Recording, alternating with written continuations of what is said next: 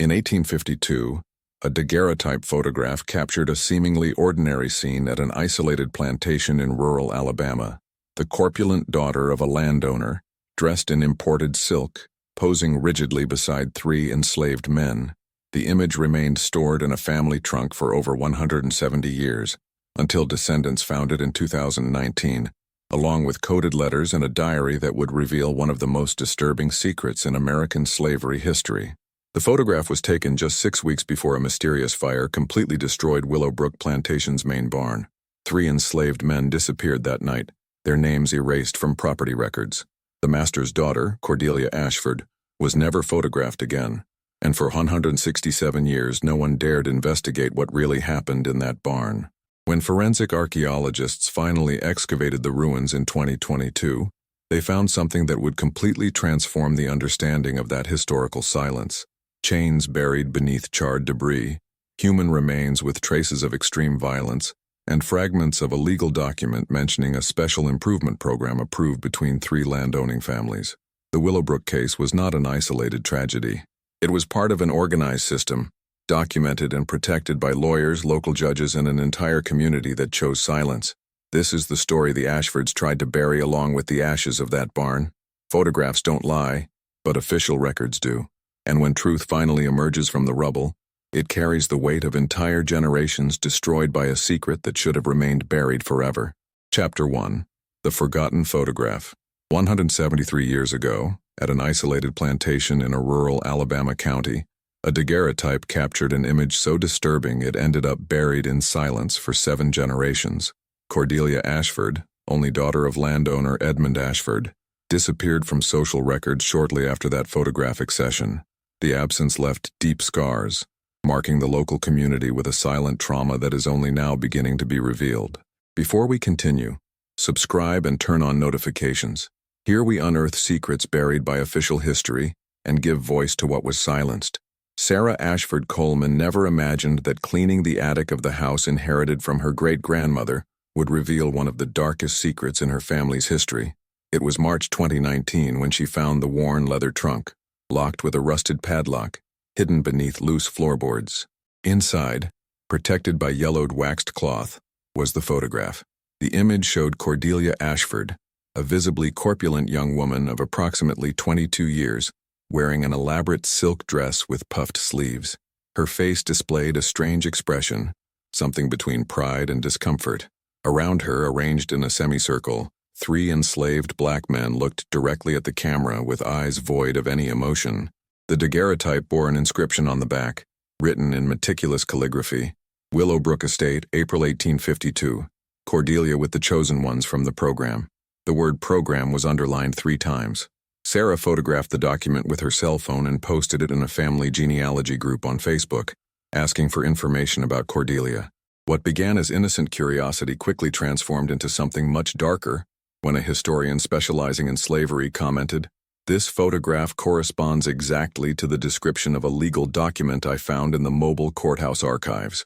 A contract between 3 plantations about what they called a coordinated selection improvement program. You need to investigate what happened at Willowbrook in June 1852. The historian, Dr. Marcus Webb, had spent 15 years researching forgotten cases of systematic abuse on Alabama plantations. He immediately recognized the 3 men in the photograph.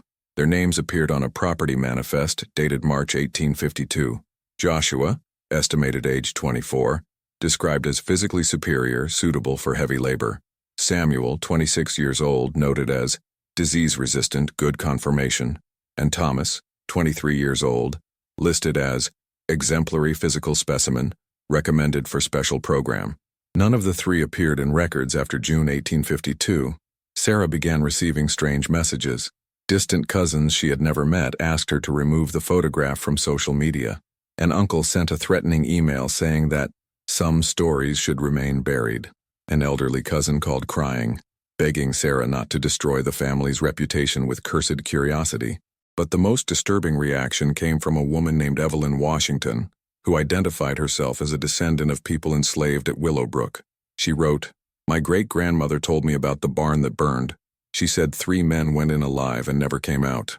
She said the master's fat daughter used to visit the barn every night for weeks. and she said that when the fire was over, the young woman was never seen in town again. My great-grandmother was 6 years old at the time. She carried that secret until she died in 1954, but never forgot the screams. Sarah trembled reading those words. Screams? What kind of program required nightly visits to a barn? And why did Cordelia disappear right after the fire? Dr. Webb suggested that Sarah search for documents in the county historical archive. He explained that plantations frequently maintained detailed property records, including transactions, punishments, and even forced breeding programs. If Willowbrook kept records, they would be there.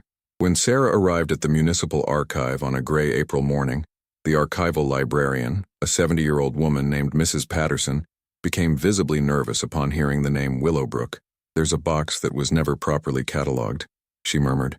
"It was donated in 1923 by a lawyer from the Ashford family, with specific instructions that it could only be opened with judicial authorization. But after he died, no one mentioned those restrictions again." Mrs. Patterson brought a wooden box sealed with wax still intact. Inside, Sarah found something that made her blood run cold. A legal contract dated January 1852, signed by Edmund Ashford, 2 other neighboring plantation owners, and witnessed by a local judge. The document described in minute detail a coordinated improvement program through controlled selection, establishing that each of the 3 plantations would provide physically superior male specimens for a controlled lineage experiment supervised by the voluntary participant Cordelia Ashford. The contract stipulated total secrecy, legal protection against any accusation, and destruction of all records if the program were discovered. Sarah photographed each page with trembling hands. She finally understood what the photograph really documented. It wasn't a common family pose. It was a property record, a human inventory, proof of participation in something so heinous it needed to be buried under layers of silence and ashes. But the document raised more questions than answers. What exactly happened in that barn during the weeks between the photograph and the fire? Why did 3 enslaved men disappear completely from the records? And what was the fate of Cordelia Ashford, who was never seen publicly after that June night?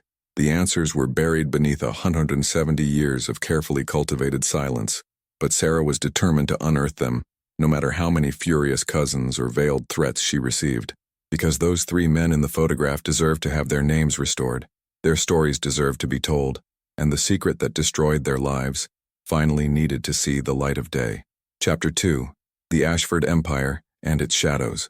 Willowbrook Plantation stretched across more than 1,200 acres of fertile land in the heart of Alabama, cultivating primarily cotton and tobacco. Edmund Ashford inherited the property from his father in 1838 and quickly expanded operations, increasing the number of enslaved people from 43 to 117 in just 10 years.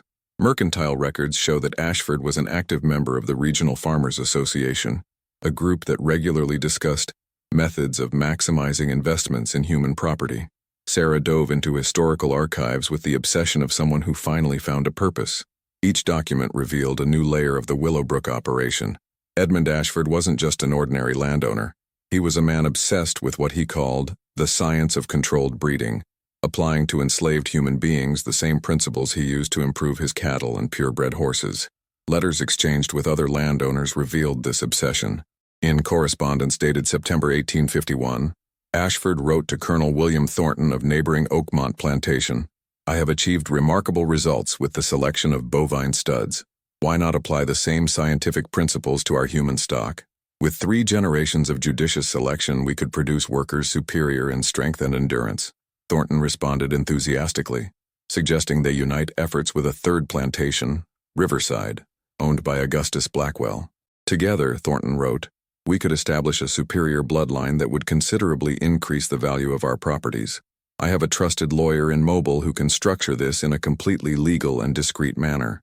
The lawyer in question was Harrison Cobb, a man who appeared repeatedly in documents as the legal architect of various special arrangements between plantations. Cobb was known for creating contracts that exploited loopholes in property laws, ensuring that even the most morally questionable practices had legal protection. Dr. Webb helped Sarah piece together the timeline. In November 1851, the 3 plantation owners met at the Riverside estate to formalize their agreement. Present were Edmund Ashford, William Thornton, Augustus Blackwell, lawyer Harrison Cobb, and, according to one letter, Cordelia Ashford herself. That detail chilled Sarah to the bone. Cordelia wasn't just aware of the program. She was an active participant from the planning stage. A letter Cordelia wrote to her father in December 1851 survived in the archives. "Dear Father, I understand the concerns you expressed about my unmarried state and lack of suitors. I appreciate your willingness to find an alternative solution that serves both the family's interests and my own unique circumstances. I trust that the selected specimens will meet the physical requirements we discussed. I am prepared to fulfill my role in this scientific endeavor." The clinical, detached tone of the letter was disturbing. Cordelia wasn't being forced. She was a willing architect of her own grotesque experiment. Sarah discovered that Cordelia had been the subject of cruel gossip in local society. Newspaper social columns from 1850, 1851 mentioned her weight repeatedly, often with thinly veiled mockery.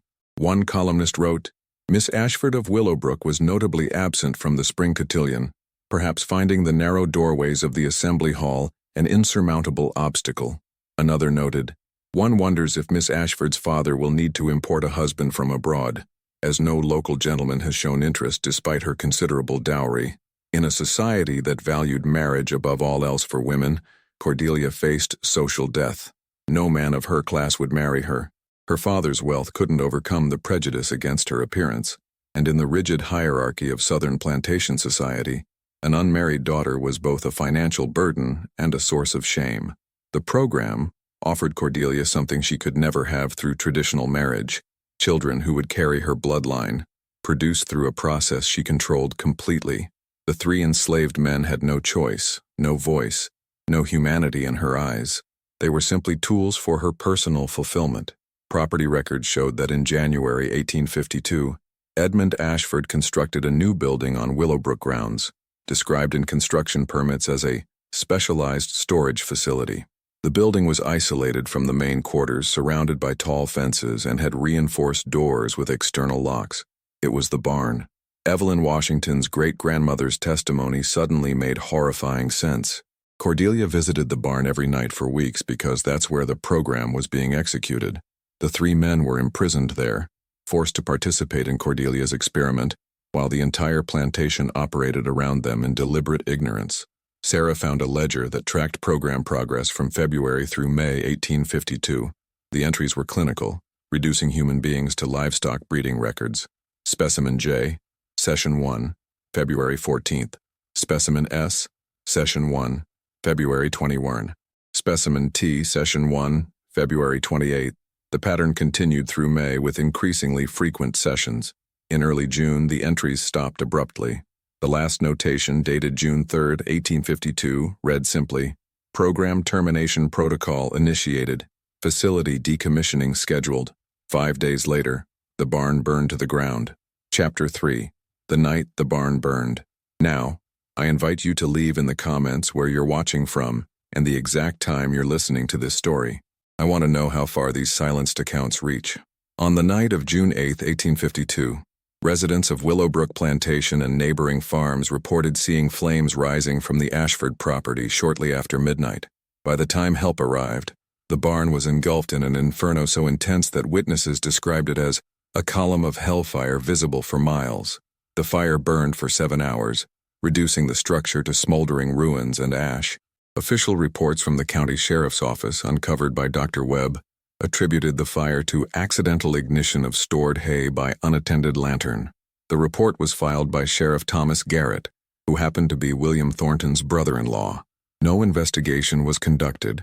No inquiry was made about the 3 enslaved men who had been housed in that barn for months. Joshua, Samuel, and Thomas simply ceased to exist in the official record.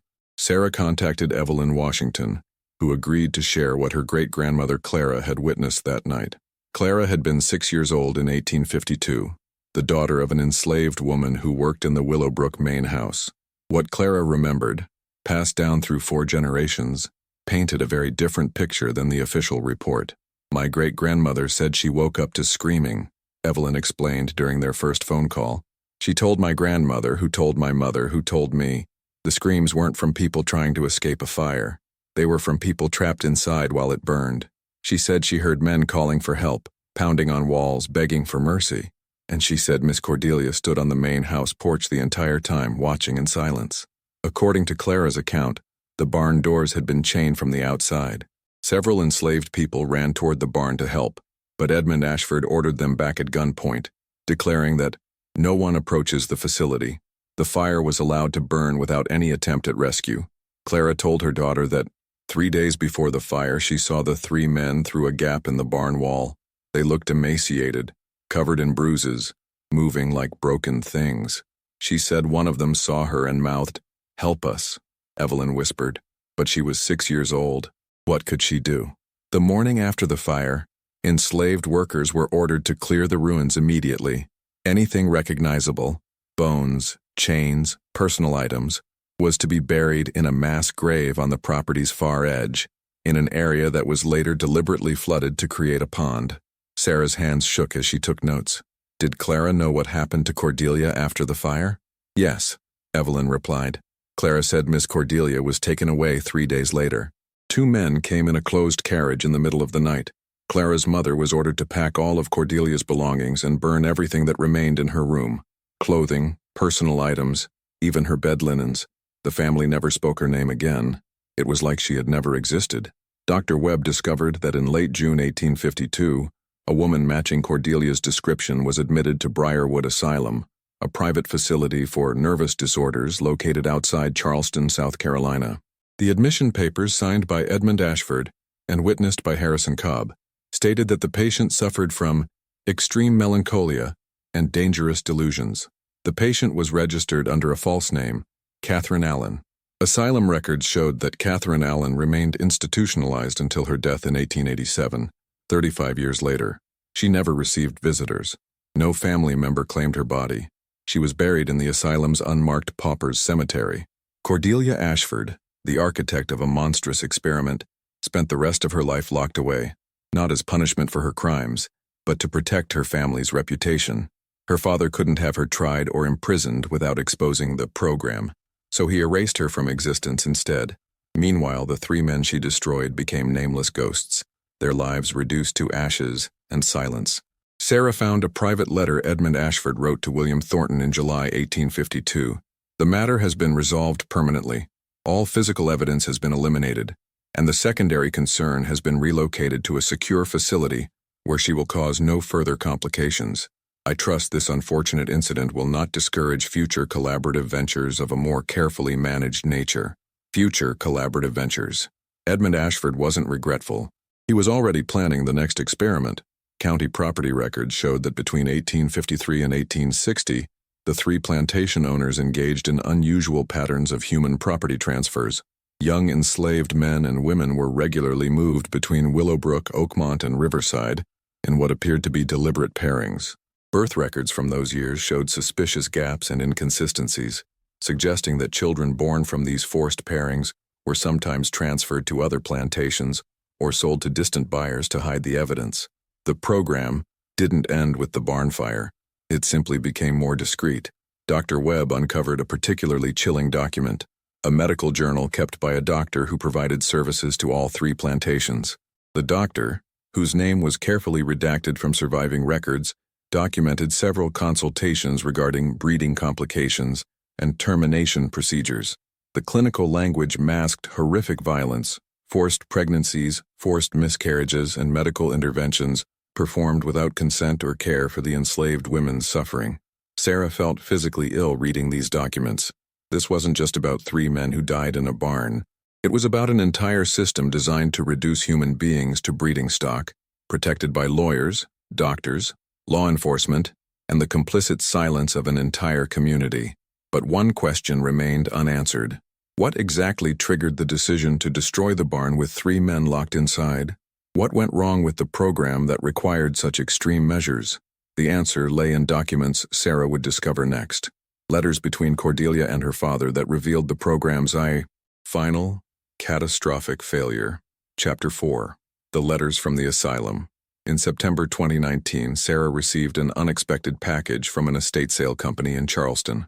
A woman named Margaret Hillsworth had purchased a box of miscellaneous papers at an auction of items from Briarwood Asylum's administrative building, which had been demolished the previous year.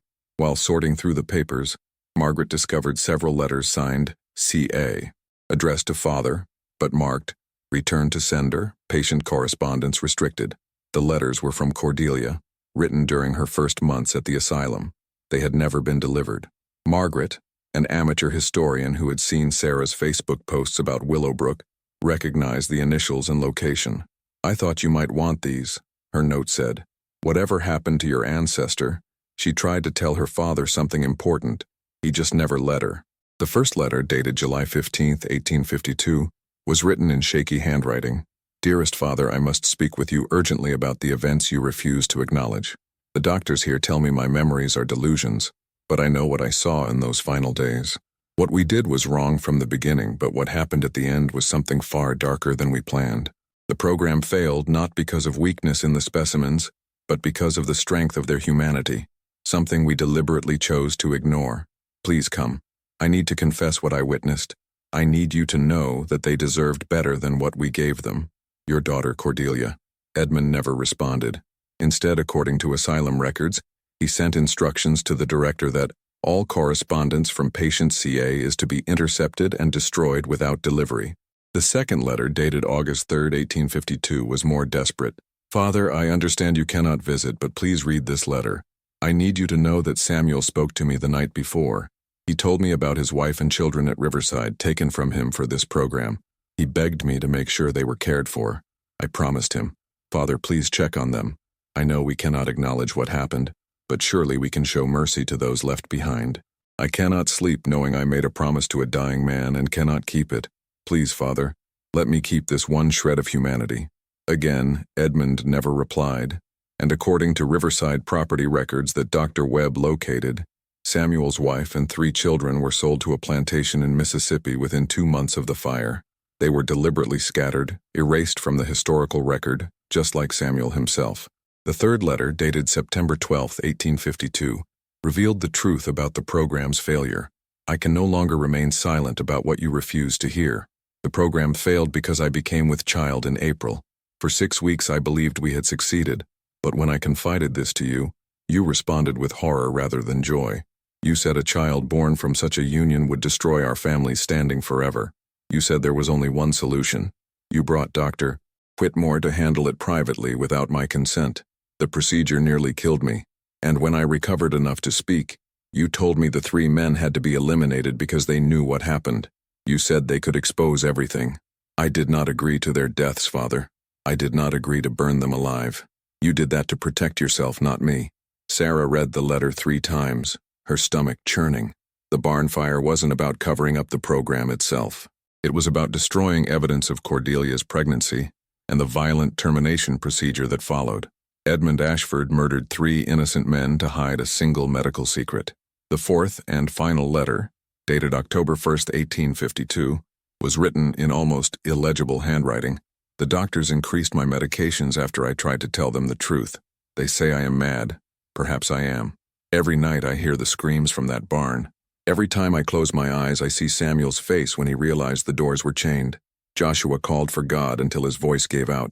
Thomas beat against the walls until the smoke took him. I did this.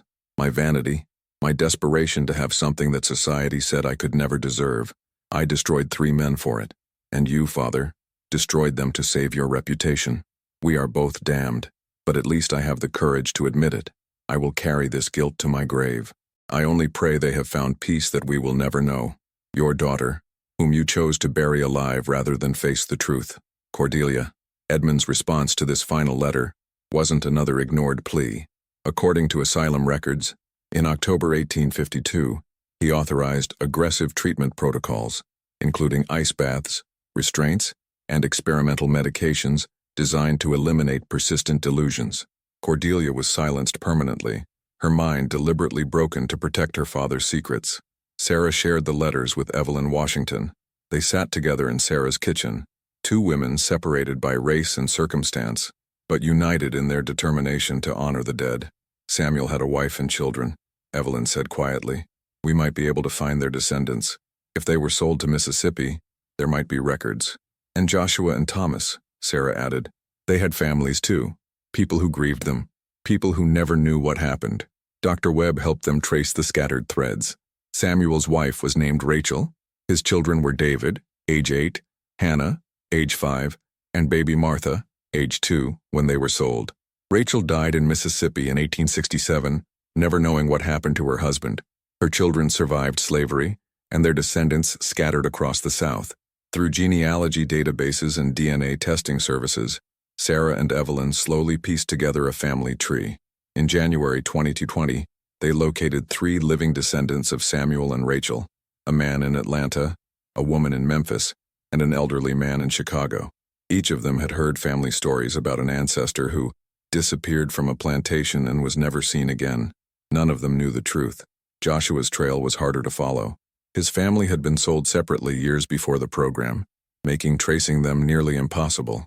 Thomas left behind a mother who was sold to Louisiana shortly after the fire, another deliberate erasure by Edmund Ashford. But Sarah was determined to find them all. These weren't just names in old documents.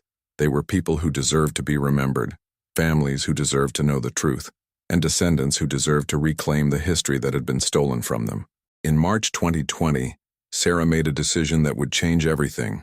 She contacted a forensic archaeology team and requested a full excavation of the Willowbrook barn site. The team, led by Dr. Angela Morrison from the University of Alabama, agreed to take on the project. They had no idea what they were about to uncover. Chapter 5. Beneath the Ashes. The excavation of Willowbrook's barn site began on a cold morning in October 2021, delayed by pandemic restrictions and the complex process of securing legal permission to dig on private property. The land had changed hands multiple times since the Ashford family sold it in 1923, and the current owner, a timber company, initially resisted allowing archaeologists to disturb commercial operations. Sarah spent months negotiating, arguing that the site represented crucial historical evidence of slavery's brutality that deserved proper documentation. Finally, with support from the Alabama Historical Commission and growing media attention to the case, the timber company relented. Dr. Angela Morrison assembled a team of forensic archaeologists, historians, and specialists in traumatic site excavation. "We've worked on slave burial grounds and Civil War massacre sites," she told Sarah, "but this case is unique. We're not just documenting a historical site. We're recovering evidence of a specific crime that was deliberately concealed." The barn's location had been deliberately obscured over time. The pond Edmund Ashford created in 1852 had long since dried up, leaving a depression in the landscape filled with thick vegetation. Ground-penetrating radar revealed disturbed earth consistent with both fire debris and deliberate burial. On the 3rd day of excavation, the team uncovered the first major finding: a layer of heavy chains buried approximately 4 feet below the surface. The chains had been melted and warped by intense heat, confirming that they had been inside the barn when it burned. More significantly, the chains showed evidence of being deliberately threaded through the barn's door handles, securing them from the outside. Clara's testimony was true. The men had been locked inside intentionally. As the excavation continued, the team uncovered increasingly disturbing evidence. Beneath the layer of fire debris and collapsed timbers, they found human remains, fragments of 3 individual skeletons positioned near what would have been the barn's walls and doors. The bone fragments showed evidence of extreme thermal damage, but also revealed pre-mortem injuries consistent with systematic abuse. Dr. Morrison's analysis was chilling. These individuals endured prolonged physical trauma before their deaths.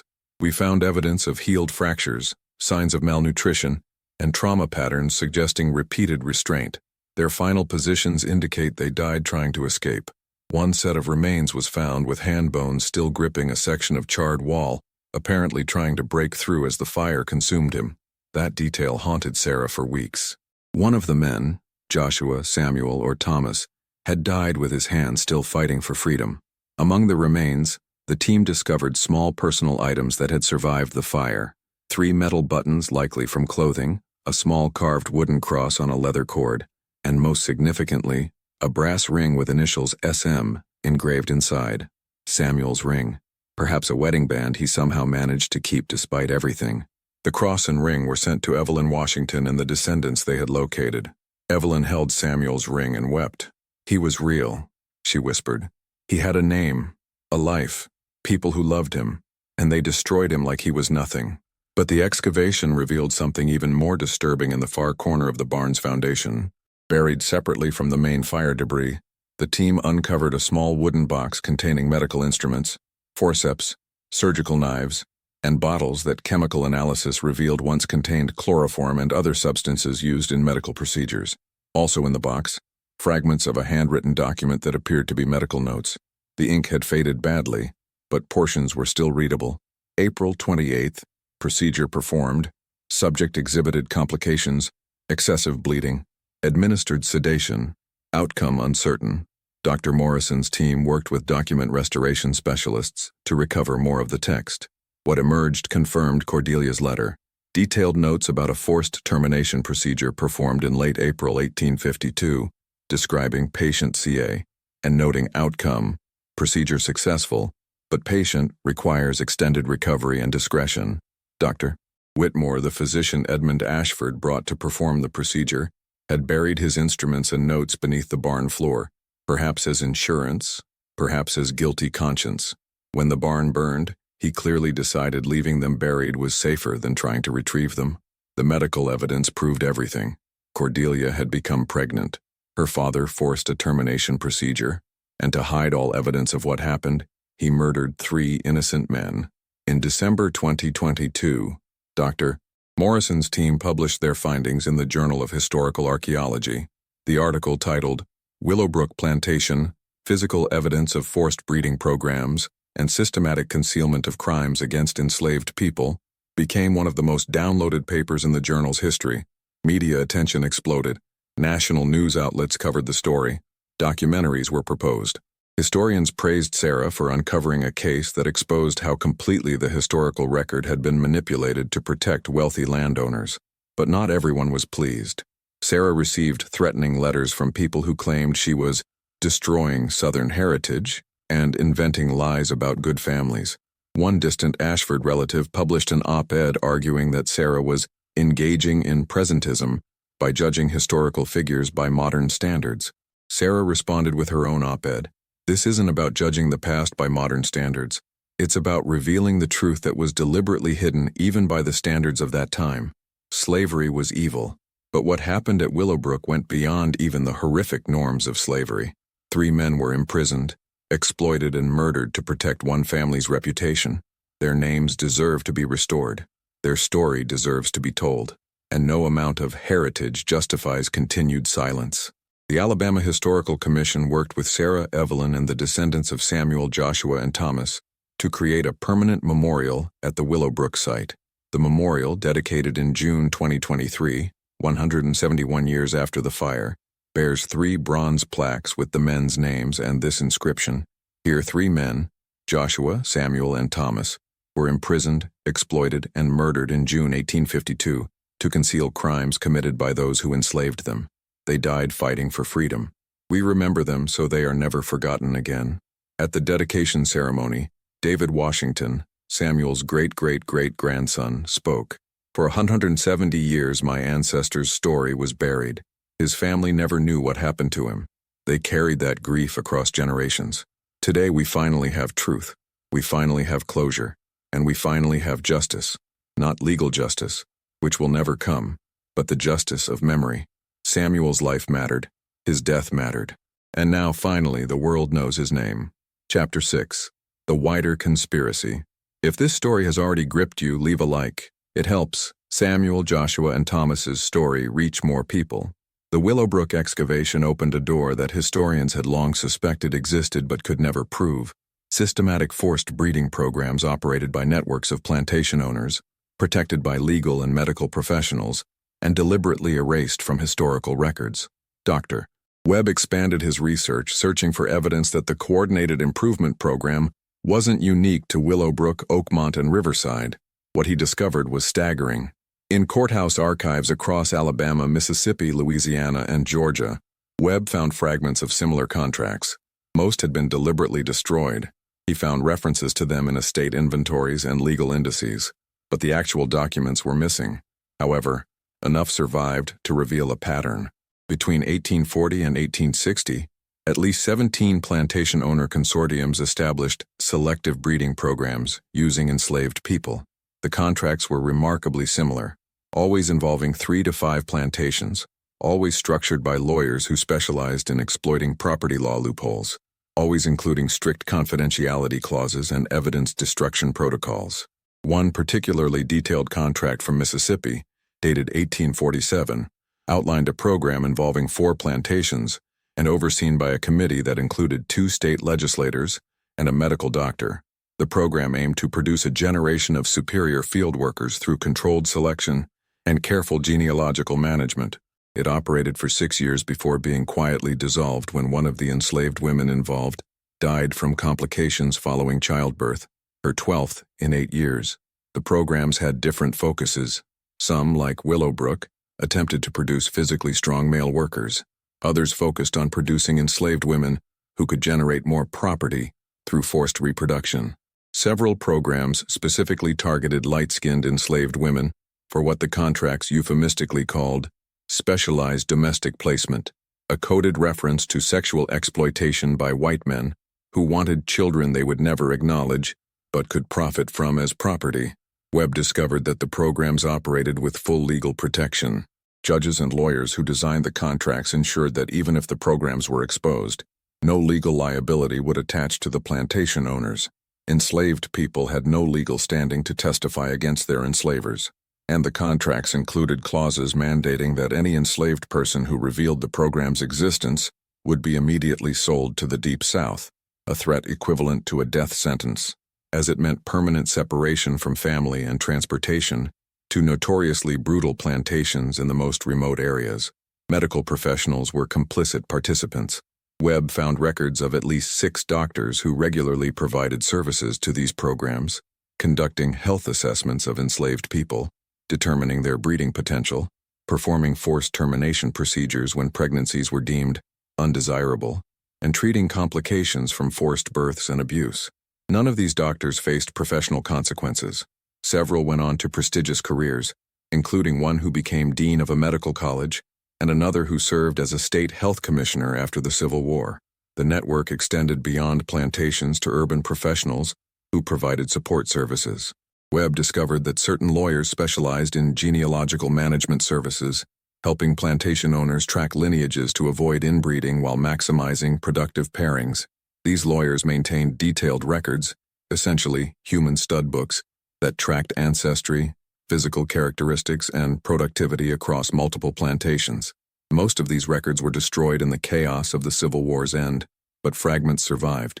In one Louisiana attorney's papers, Webb found a ledger tracking over 200 enslaved people across 7 plantations from 1838 to 1862. The entries reduced human beings to breeding stock. Mare 47, Sarah, bred to stud 23, Isaac, produced female offspring, desirable traits, retained for future program. The clinical dehumanization was breathtaking in its cruelty. Webb also uncovered evidence of enforcement mechanisms. When enslaved people attempted to resist these programs, refusing to comply with forced pairings, helping others escape, or attempting to harm overseers or enslavers involved, they faced savage punishments. Several plantation records mentioned program resistance incidents, followed by descriptions of public whippings, brandings, or sales to punishment plantations known for working enslaved people to death. One 1854 letter from Augustus Blackwell, Riverside Plantation, to Edmund Ashford described an incident where an enslaved man refused to participate in a forced pairing. Blackwell wrote, "The situation was resolved through public correction. The individual received 30 lashes in view of the entire quarter, followed by 6 months in isolation. This has effectively discouraged further resistance. The program continues without interruption." That unnamed man's punishment was witnessed by dozens of enslaved people who learned a brutal lesson. Resistance meant suffering, and no one would save them. Sarah and Webb published their findings in a comprehensive report titled Coordinated Forced Breeding Programs in the Antebellum South, Evidence of Systematic Sexual Violence and Organized Concealment. The report documented 17 confirmed programs, identified over 50 participating plantation owners, named 23 complicit professionals, lawyers, doctors, judges, and estimated that at least 3,000 enslaved people were directly affected by these programs between 1840 and 1865. The report generated intense controversy. Several universities that held papers or artifacts from families involved faced protests demanding they either contextualize or remove materials that celebrated these families without acknowledging their crimes. Museums revised exhibits. History textbooks began incorporating information about forced breeding as a systematic practice, rather than isolated incidents. But the report also revealed something even more disturbing. The program's legacy didn't end with slavery's abolition. Webb discovered that some of the plantation owners involved in breeding programs later became vocal advocates of eugenics in the late 1800s and early 1900s. They applied the same pseudoscientific theories about improving human populations through selective breeding, theories they had tested on enslaved people, to campaigns advocating sterilization of people deemed undesirable by racial or class characteristics. The connection between slavery-era breeding programs and 20th-century eugenics movements was direct and documented. Several men who participated in or inherited plantations with breeding programs later funded eugenics research, served on boards of eugenics societies, or wrote papers promoting forced sterilization programs. The ideology that treated enslaved people as breeding stock evolved seamlessly into ideology that treated entire populations as subjects for controlled reproduction. The same dehumanization, the same pseudoscientific justifications, the same comfortable certainty that some people had the right to control other people's bodies and reproductive futures. Sarah felt overwhelmed by the scale of what they'd uncovered. Willowbrook wasn't an isolated horror. It was one small piece of a massive, organized system of sexual violence and reproductive exploitation that operated with full legal protection and left scars that echoed through generations. But she also felt something else. Determination. Every name recovered was an act of resistance against erasure. Every document preserved was evidence that could never be denied again. Every memorial built was a declaration that these lives mattered. The work wasn't finished. It would never be finished, but it was necessary. Chapter 7. Descendants' Reckoning. In August 2023, Sarah organized the first gathering of Descendants, a meeting that brought together people whose ancestors had been enslaved at Willowbrook, Oakmont, and Riverside, with descendants of the families who enslaved them. The event, held at a community center in Montgomery, Alabama, was unprecedented in its scope and emotional intensity. Evelyn Washington and David Washington represented Samuel's family. Marcus Johnson, a retired teacher from Memphis, represented Joshua's line through his mother, and Angela Freeman, a nurse from Chicago, had discovered through DNA testing that she descended from Thomas. All three had learned their ancestors' fates only in the past 2 years. Sarah attended representing the Ashford family, carrying the weight of her ancestors' crimes. She wasn't alone. 3 other Ashford descendants came, driven by similar motivations: the need to acknowledge truth, offer what little could be offered after so much time, and somehow contribute to healing. The gathering nearly didn't happen. Several Ashford relatives threatened legal action, claiming Sarah was defaming deceased family members who cannot defend themselves. The threat was hollow. Truth is an absolute defense against defamation, and everything Sarah had published was meticulously documented, but it revealed how desperately some people clung to sanitized family myths. Dr. Webb facilitated the gathering, setting ground rules. This was a space for truth-telling, for listening, and for beginning conversations that might span generations to complete. It wasn't about assigning guilt to living people for their ancestors' actions. It was about acknowledging what happened and exploring what justice might look like now. David Washington spoke first, holding Samuel's recovered wedding ring. "My great-great-great-grandfather Samuel was stolen from his wife and children to participate in a program that treated him as breeding livestock. He died locked in a burning barn, murdered to protect a secret. For 171 years, my family didn't know what happened to him. We carried that absence, that not knowing, across 5 generations. His wife Rachel grieved without closure. His children grew up without their father, not knowing if he ran away, was sold, or died. That uncertainty was its own trauma, passed down in family stories about the ancestor who vanished." He paused, composing himself. "Finding the truth doesn't heal that wound completely, but it gives us something we never had: certainty. We know Samuel's name. We know what happened to him. We know he fought to live. That matters." Angela Freeman shared her family story. "I grew up hearing about an ancestor who disappeared from a plantation in Alabama. My grandmother said his name was Thomas, and he was known for his strength and quiet dignity. She said he vanished one summer, and no one ever knew why. When Sarah contacted me last year with DNA evidence linking me to the Willowbrook site, I didn't want to believe it. I didn't want to know that someone I'm descended from died that way.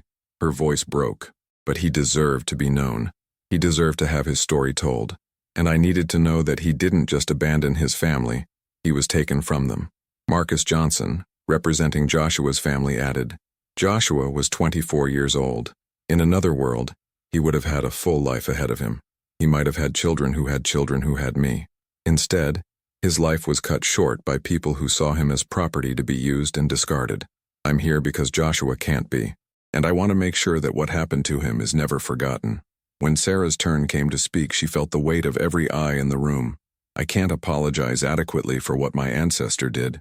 No words are sufficient.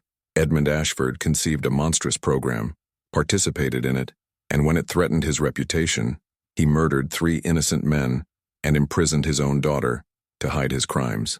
He lived the rest of his life in wealth and comfort, while Samuel, Joshua, and Thomas were reduced to ashes, and Samuel's wife and children were sold away to ensure their silence. She looked directly at the descendants. What Edmund Ashford stole cannot be returned. Those 171 years cannot be given back. But I can make sure the truth is preserved. I can use whatever privilege and resources I have to amplify these stories. And I can work to ensure that institutions and systems that still carry the legacy of slavery's dehumanization are challenged and changed. One of the other Ashford descendants, a woman named Rebecca, added, I grew up being taught that our family were benevolent plantation owners, that we treated enslaved people well by the standards of the time, that we were victims of Northern aggression who lost everything in the Civil War. Every part of that was a lie. We weren't victims. We were perpetrators.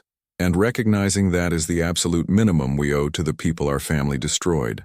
The gathering included practical discussions about preservation and memorialization.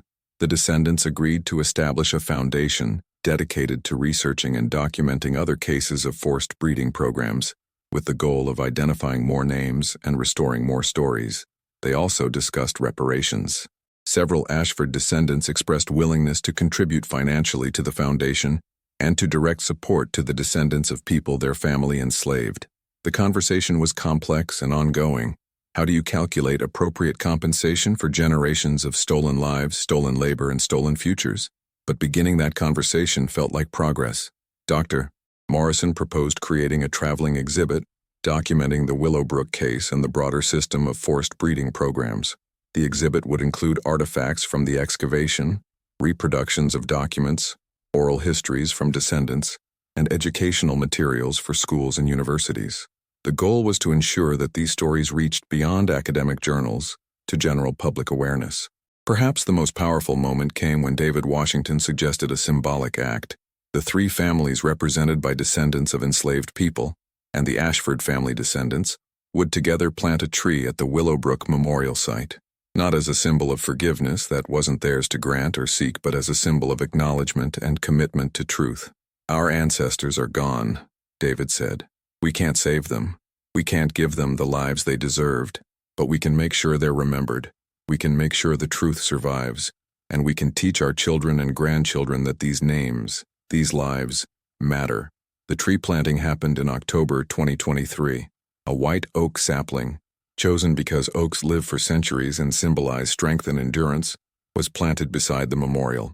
Attached to a plaque at its base were the words, "In memory of all those who suffered under forced breeding programs and in recognition of the ongoing work of truth, acknowledgement, and healing."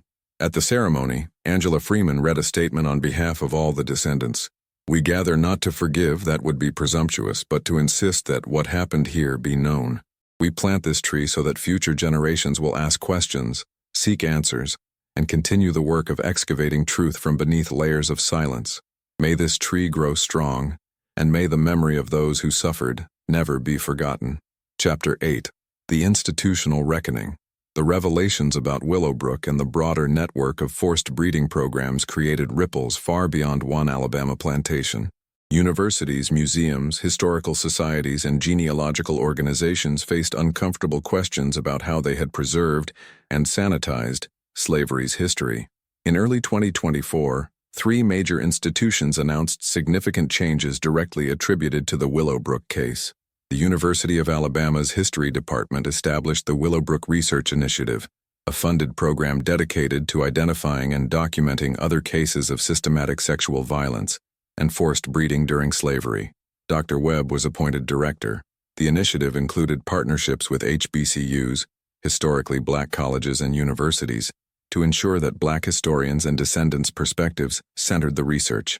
The Alabama State Archives announced a comprehensive review of their plantation documents, with a specific mandate to identify and properly contextualize evidence of forced breeding, sexual violence, and other crimes that previous generations of archivists had either ignored or deliberately obscured. Several document collections that had been described in neutral or even positive terms, prosperous plantation family papers, were recatalogued with language that accurately reflected their contents. Documents of family that operated forced breeding program.